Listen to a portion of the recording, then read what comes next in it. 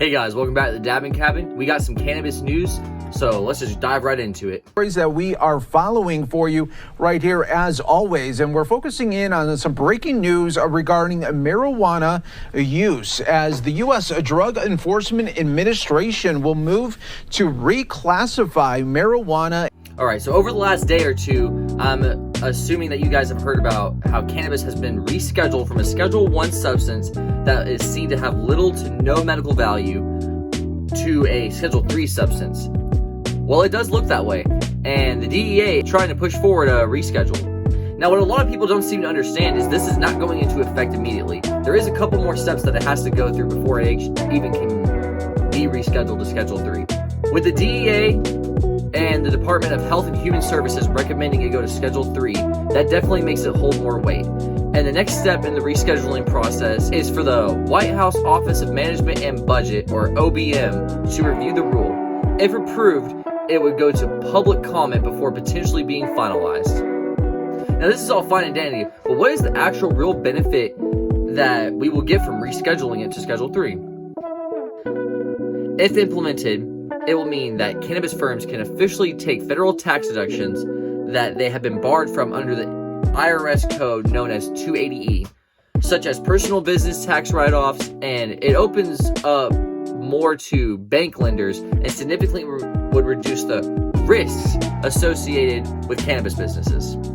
Basically, overall, better money flow, more legitimate ways to run the business, just like how a Starbucks or a Best Buy, something along those lines would actually get to operate, file taxes, and conduct business as normal. The cannabis industry would be allowed to move in those ways a little bit more easier than they have in the past. I say the biggest benefit is that states with medical cannabis and card holders is your insurance could potentially be covering your prescription for cannabis. Like, you could maybe potentially in the future pull up to like a Kroger or something and have your marijuana or cannabis prescription filled and just go and get it.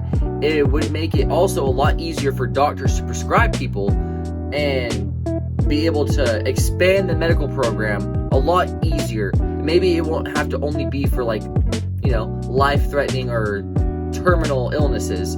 It could be for a lot more wider range of stuff and potentially replace other drugs that are commonly used for simple things such as like headaches, lack of appetite, insomnia. It's definitely a step in the right direction and could be a good benefit. I will go ahead and state this now. With scientific studies being allowed on our beloved planet in an official capacity, I'm not saying this will happen, but I have a feeling that some things us consumers swear it helps with could potentially get scientifically disproven, which would be funny, but the narrative also could be spun in a positive direction.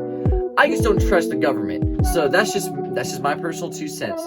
I feel like they could potentially maybe try to twist the narrative and make it look worse than it really is. While it is getting descheduled, this is really just freeing up research and development of like us understanding the plant on a more scientific, official level. But with scientific research being conducted and it getting moved to this Schedule 3 position, it would actually be really nice because we could also learn about potential benefits and things we might not have known previously about the cannabis plant that can come forward through this research.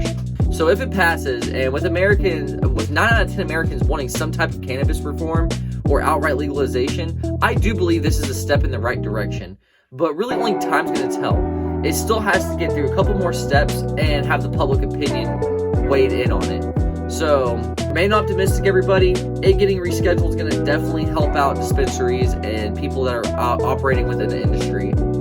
It's going to free up the potential to actually have studies, allow doctors to prescribe it more easily, and it could just make things move along forward and more smoothly towards a better tomorrow, and that better tomorrow being federal legalization. That would be amazing. If you want to see why cannabis became illegal and the people who were directly responsible for making it illegal, click the video down in the description below, and until next time, guys, peace.